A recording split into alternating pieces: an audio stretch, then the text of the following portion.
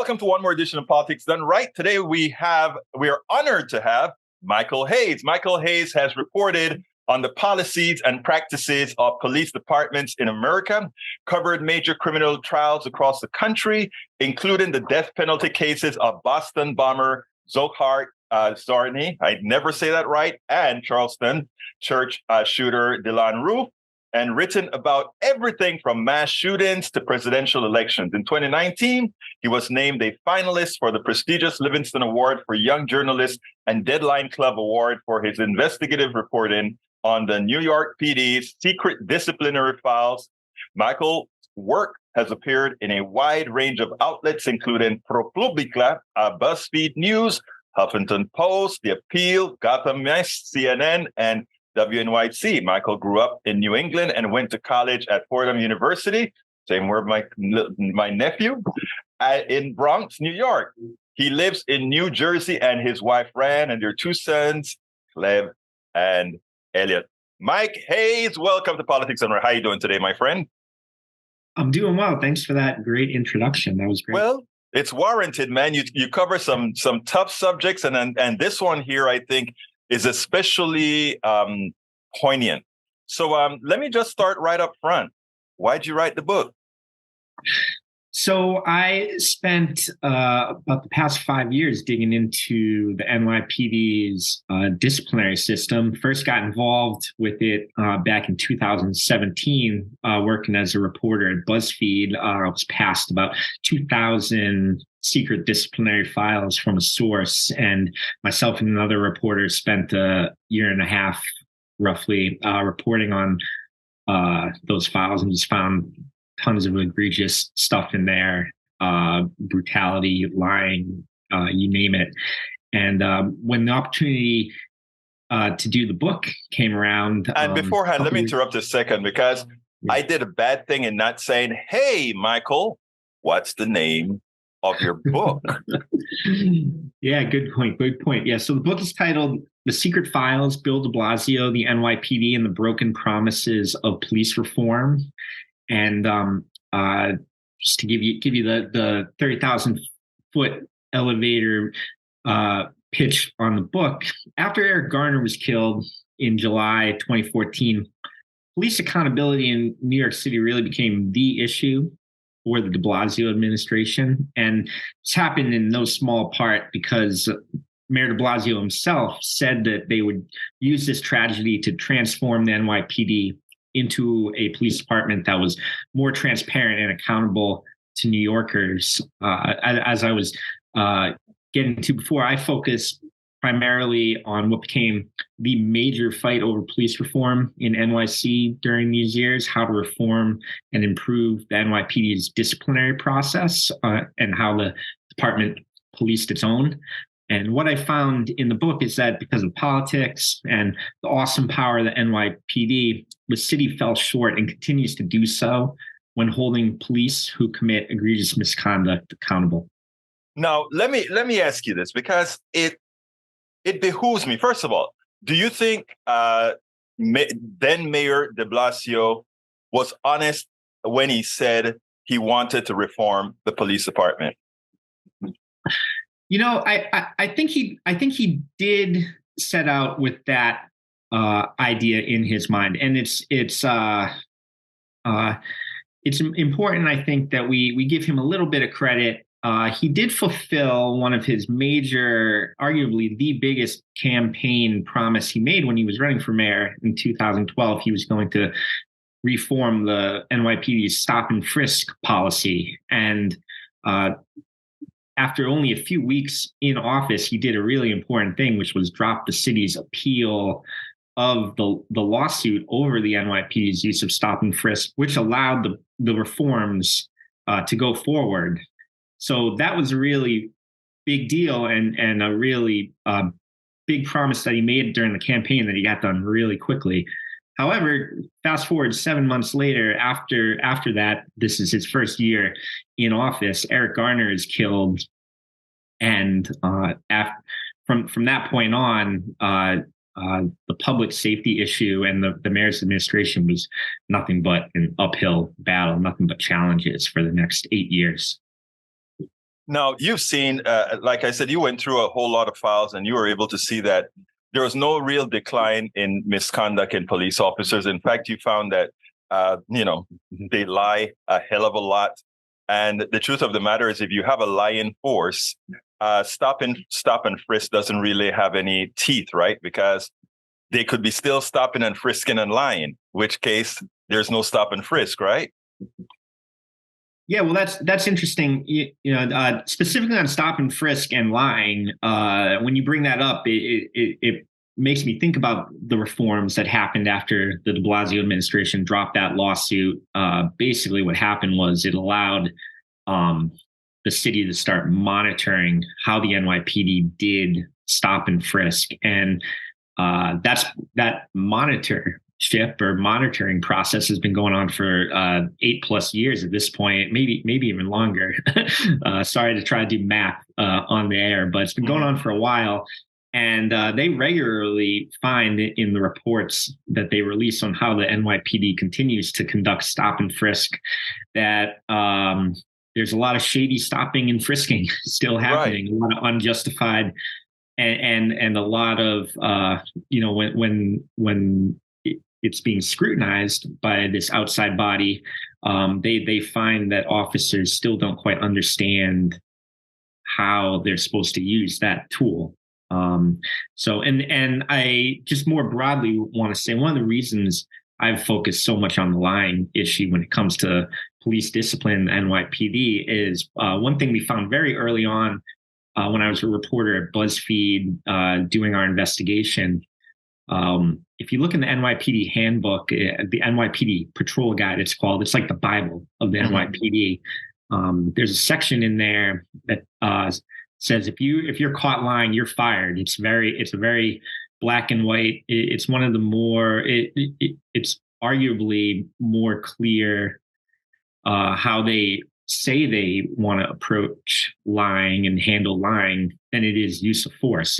And so because that policy existed, I found it very interesting and still find it interesting that you find so many incidents where police officers are untruthful, everything from lying in court to just false police documents, which lead to people spending time in jail that they shouldn't. Now, you talk about false police documents. Is there any police document that isn't really false?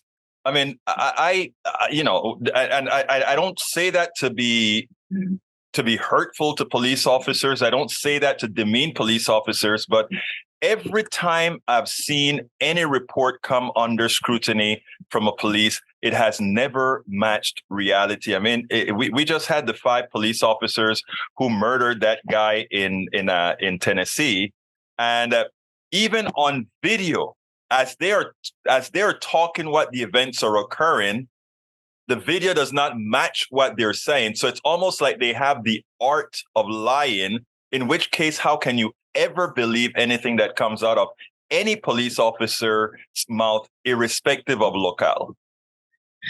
Yeah, glad you brought that up, because I have been thinking a lot about this since the Tyree Nichols story came out, and I wasn't shocked when I heard, or when it was reported that initial police report was misleading or didn't include certain information. I write about several police killings that happened by the NYPD over the last decade in my book, and in every case this occurred, where the initial information that was not just put out in the police report, but put out by the police department to the media was at the best unclear, and at worst just false. And not to take anything away from the Tyree Nichols case, but if you compare it to some of the cases I write about in the book, the information about the police report in the Nichols case being wrong came out rather quickly. But if you look at some of these examples in the book, Eric Garner is probably the most famous. That initial report that was put out the night of that he was killed in 2014 made no mention of the chokehold, and you can still find articles from like the New York Times online the initial kind of 7 paragraph news report on that, where it's very vanilla. Just a person was died in an officer involved incident, something like that. Other cases in the book that still shock me. The Marley Graham case, where actually this month is the 11th anniversary of his death. The initial information put out by the police there that was covered by the media was that Marley Graham struggled with the officer who shot and killed him. This was Marley Graham. This was an 18-year-old who police kicked down his door and shot him in his bathroom in the Bronx in front of his 6-year-old brother and grandmother.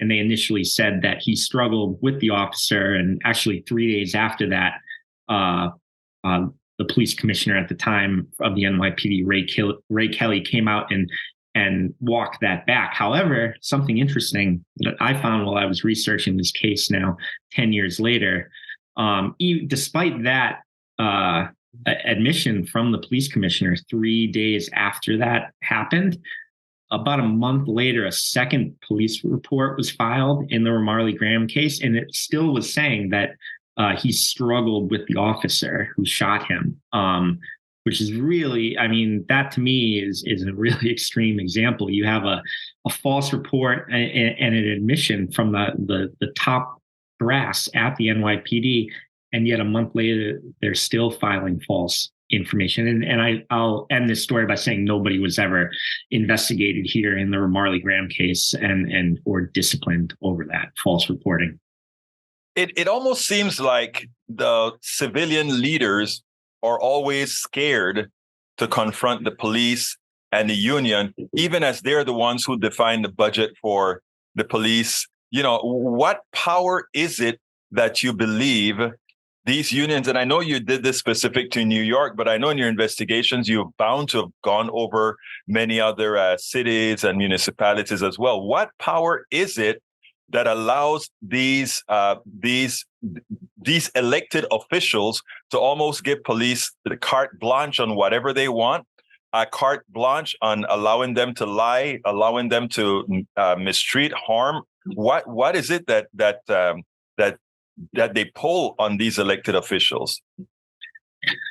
Yeah, they so just to piggyback a little bit on what you're saying, the unions are awesomely powerful. They're very litigious. They spend a lot of money. A lot of their union dues go to assembling a army of lawyers to defend police officers and do the union's work. They're also incredibly active in lobbying and that sort of thing. And one interesting point that I think you're alluding to here about the dynamic between, say, a Mayor de Blasio and a Pat Lynch, the head of the patrolmen's union in New York City. There's obviously great tension there. They bash each other in the media all the time. The union side probably more so than the administration side. But at the end of the day, they have to sit down at the table and hash out a contract. And so that's an interesting tension that exists. And I will say one thing, because I was one thing that was intriguing to me to learn while researching this book was, from my perception, just from up to the point of starting the book, was that the unions just bash Bill de Blasio in the media, just hammer him constantly. But if you dig deeper into what went on the contract side, he really, he was really skilled at negotiating their contract as well as all the other union contracts in the city. I think within his first few years in office, Mayor de Blasio renegotiated or negotiated every single union contract in the city. We're talking about 153 contracts, I believe. So that's no small job to do. And I think the PBA contract was the last one he got done, but he did get it done despite Pat Lynch's best efforts to delay and kind of squeeze more and more out of him. So that's just a really interesting tension that exists here. Now, look, as an expert, and I do consider you somebody who went through all that material to look at police misconduct, et cetera, and how powerful unions are and the threats they can make onto politicians. I have something to posit to you, and you tell me your thoughts about this. My theory is that these politicians are scared to mess with police officers because if they go on a silent strike, if they let up on some of their heavy-handedness, their fear is that there's going to be an explosion in violence and people being attacked, and then politically they're toast. But my answer to that is to play hardball. You guys are going to do this, or we will invoke the National Guard. We don't have a posse comitatus issue here because it would be the National Guard and not specifically the military. Why don't we ever have politicians with spine to really break, just like Reagan broke Patco? Why don't these guys who know the police officer unions are an institution built on lies, why don't they play the hard ball and let America see that we are there to defend you all? Yeah, no, the fear factor that you bring up here is really interesting. And I think that was something that a lot of folks in and around the Blasio administration during his tenure as mayor talked to me about. One specific example, the most probably stark example here is, after Eric Garner was killed, the tension between Mayor de Blasio and the NYPD, it really things started to shift, but it really reached a boiling point later that year after two officers were gunned down in Brooklyn, which led to the NYPD members and union members turning their back on the mayor, and also led to a work slowdown. One interesting side note, after that work slowdown occurred, some reporters dug into the data and they found that crime actually went down after the NYPD slowed down. So, just to go back to your question, I talked to a lot of people who told me that the administration, the de Blasio administration, was pretty scared of what might happen next there after the officers turned their backs on him and were, really just putting out this us versus them mentality, this attitude. What might happen if there's 36,000 NYPD patrol officers just decide to stop working? So, and to hear that, from people who are working in and around the administration, to me, it sounds like they weren't anywhere close to your suggestion there of really putting the screws to them. I think they were more on the side of fear. Yeah, right now, I think police officers think they're gods and with their unions. And I think that they believe that they have these puny politicians at their behest. And until we say, no, we have other structures to prevent. We have the separation of powers everywhere else. Why don't we have it where these guys have, here in Houston, where I'm at, the police officers do no work that's more dangerous than a fire person. My father was a fireman. I think they're they save lives. They put themselves in danger. I would posit that you might find more firemen getting hurt than police officers getting hurt. And at the same time, in Houston, they raised hell that there was an equalization of pay between police officers and firemen. And on fire people, I should say, it drove me crazy. But again, they have clout. We need to find a way to tell them, no, you don't. We pay your bills. And if you decide to go on strike, we go ahead and we bring in the National Guard. The National Guard works on command. You work on a little less than on command.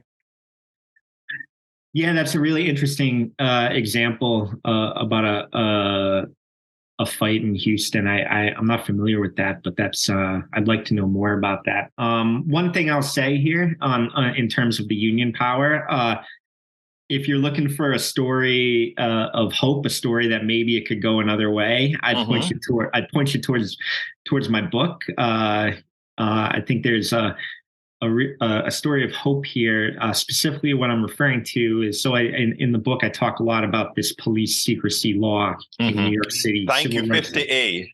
Yes, Civil Rights Law 50A.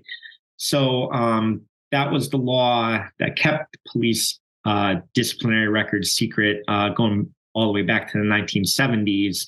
And it was repealed in 2020 after George Floyd was killed. And a lot of people will say shorthand it happened overnight. But in my book, I talk about the long, hard-fought struggle of the activist community in New York City, which is largely led by the mothers and other loved ones of young Black and brown men who were killed by the NYPD over the years.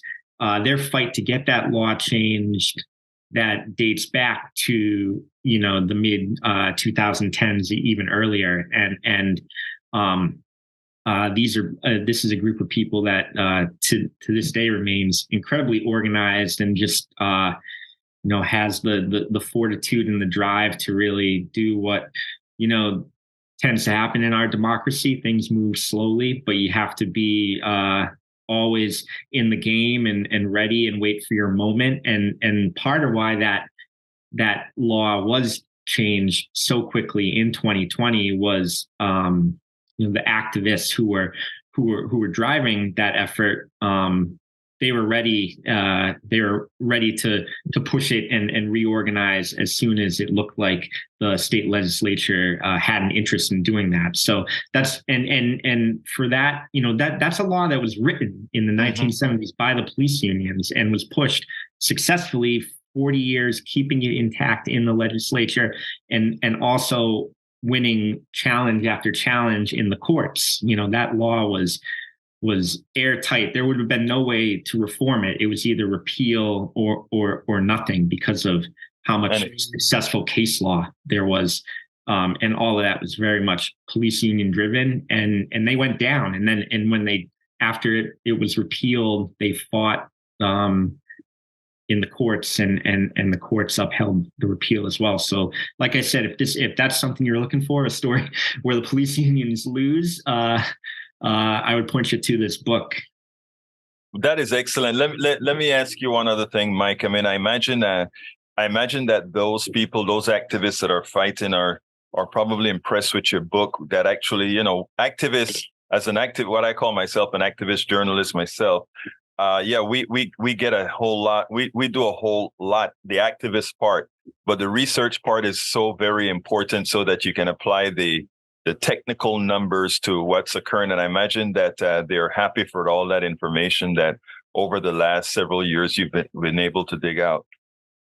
Yeah, well, I hope they like the book, but I think they're 10 times happier with the way that issue became a focus.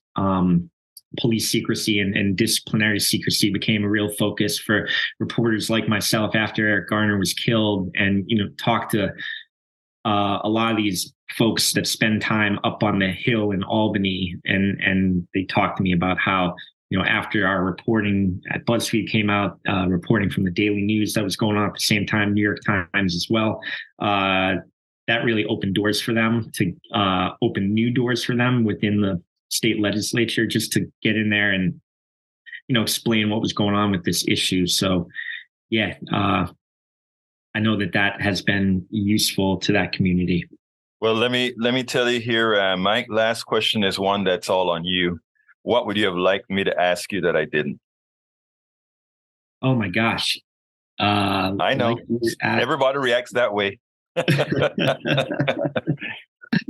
Yeah, I'll tell you, I guess one more quick anecdote from the book that's top of mind right now, because we've been talking about police unions so much, and I think it really speaks to their willingness to do whatever it takes to defend themselves. And I'll say this is a story about Pat Lynch, the PBA president, who everybody I talked to for the book in and around Mr. Lynch, in and around the NYPD top officials, refers to him as Patty in a very loving way.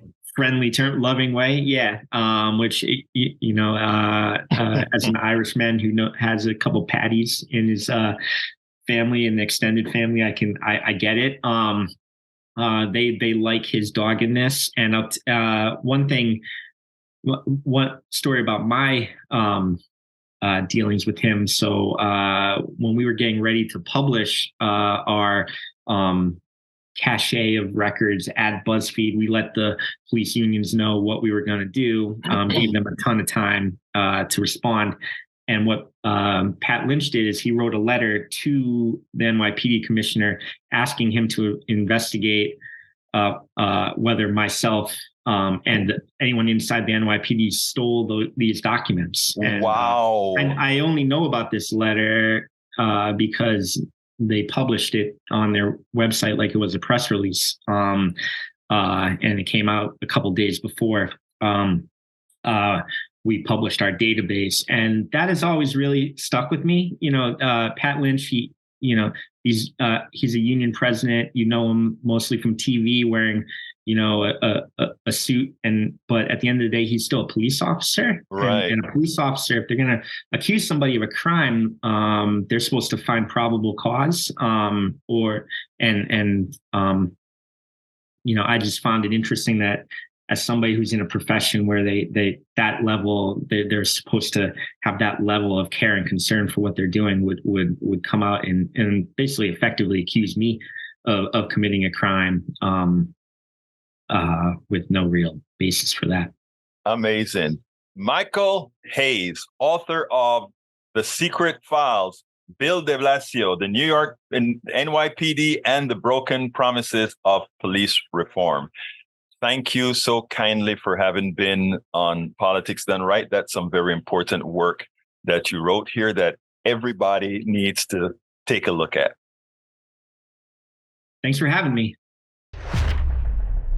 We spend a lot of time deconstructing the news, trying to parse it into a form that everybody can understand. We try to find those little nitpicks where it flies above the fray, etc. If you really like these videos that we do, I want to ask a big favor. Please go ahead, number one, subscribe to our channel, and number two, please join if you can. Thank you so kindly for watching. Keep watching. Please remember to share. We must populate the entire internet with our progressive message, a message that we know is what most Americans say that they want. So help us, please join.